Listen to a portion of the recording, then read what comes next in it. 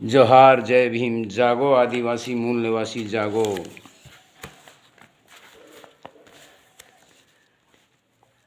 ब्राह्मणों का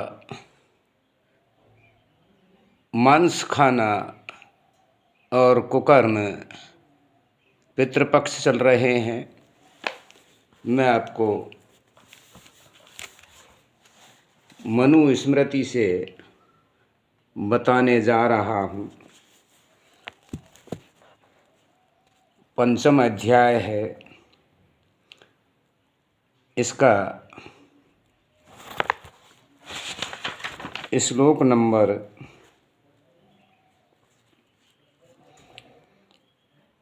27 है। यदि ब्राह्मण को मांस भक्षण करवाने की कामना हो तो यज्ञ में प्रोक्षण विधि से मांस को शुद्ध करके उन्हें परोसें, स्वयं भक्षण करें। और ब्राह्मणों के लिए यहाँ तक लिखा है,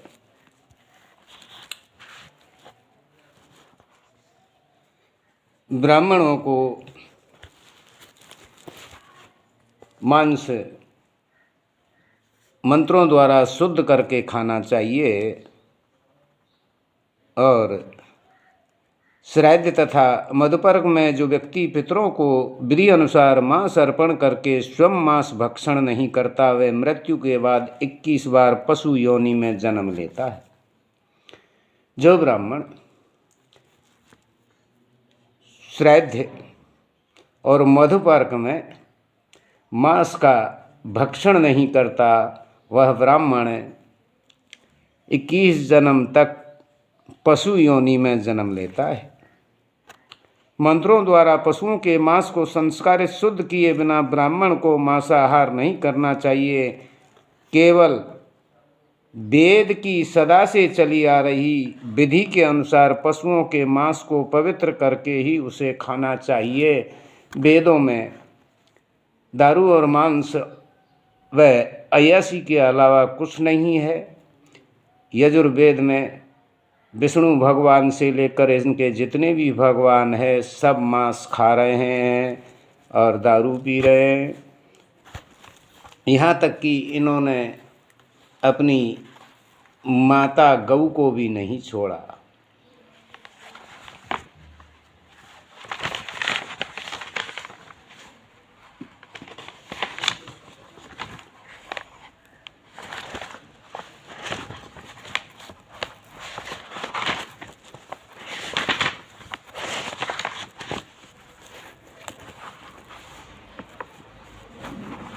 मनु स्मृति अध्याय 3 है। इसका श्लोक नंबर 268 है। मनुष्यों को पितर विधि अनुसार दिए गए तिल, चावल और जौ, उड़द, जल, फल, कंदमूल फल से 1 माह तक तृप्त रहते हैं। अगर ब्राह्मण को आप शाकाहार कराओगे तो तुम्हारे पितर 1 महीने तक तृप्त रहेंगे। विधि अनुसार दिए गए मछली के मांस से तुम्हारे पितर, अगर ब्राह्मण को मछली का मांस खिलाओगे तो तुम्हारे पितर 2 महीने तक संतुष्ट रहेंगे। हिरण के मांस से 3 महीने तक तुम्हारे पितर संतुष्ट रहेंगे। और अगर मेढे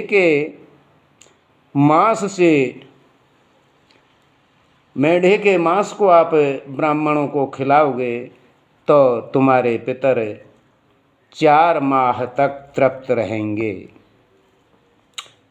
पक्षी, बकरे, चित्रमृग, ऐण मृग, रुरुमृग, सूअर, भैंसे, खरगोश और कछुए के मांस से अगर इन जानवरों को खिलाओगे ब्राह्मणों को तो तुम्हारे पितर 5, 6, 7, 8, 9, 10 व 11 महीना तक संतुष्ट रहेंगे।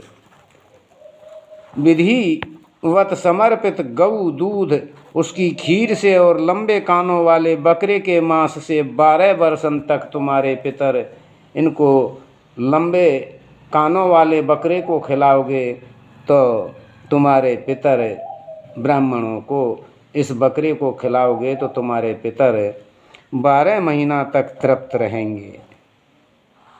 गेंडा या लाल बकरे के मांस से, गेंडे और लाल बकरे का मांस अगर ब्राह्मणों को खिलाओगे तो तुम्हारे पितर अंत काल तक संतुष्ट रहेंगे।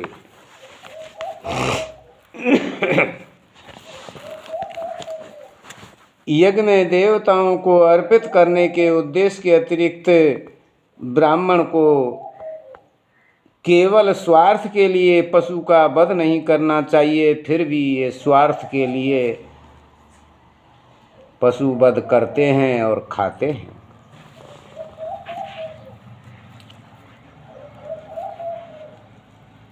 यज्ञ की सिद्धि के उद्देश्य से ही ब्रह्मा जी ने पशुओं की रचना करी है। जो पशु वध यज्ञ की सिद्धि हेतु किया जाता वह वध नहीं है। यज्ञ के नाम से सारे जानवरों को काट के खाते थे। ऋचिक मुनि का सुने सेप इन्होंने यज्ञ के नाम से काट के खा लिया। ये ब्राह्मणों के कुकर्म थे।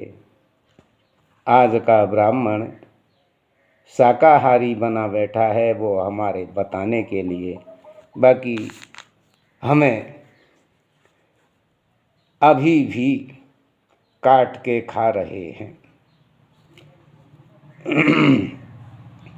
मनु महाराज का कहना है कि मदपर्क, यज्ञ, श्राद्ध और देव पूजा, इन चारों में पशुओं का वध करने का विधान है, अन्य अवसर पर नहीं। इन्हें बहाना चाहिए मांस कैसे खाया जाए, दारू कैसे पी जाए और अय्याशी कैसे की जाए।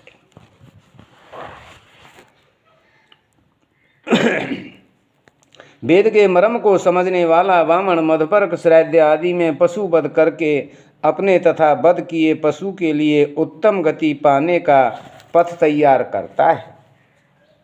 ब्राह्मण जानवरों को मार करके, जो जानवर मरा है और खुद जिसको खा रहा है, यह उत्तम गति को जाएंगे। इन कुकर्मियों ने किस तरह से हमारे समाज को बर्बाद किया है, इसमें बताने के लिए बहुत है। इतना ही बहुत है, इतने में ही समझ लो कि ये कनागतों में मांस खाते थे। कनागत में भगवान राम का पूरा कुल और गुरु वशिष्ठ, जिसके साथ में हजारों ब्राह्मण थे। भागवत महापुराण स्कंद 9 अध्याय 6 श्लोक नंबर 2 से 11 में भगवान राम के कुल सहित वशिष्ठ मांस खा रहे हैं, वह भी कनागतों में। वाल्मीकि रामायण अरण्यकांड सर्ग 11 में भी हजारों ब्राह्मण कनागतों में मांस खा रहे हैं, वह भी भेड़ का, मेंढे का।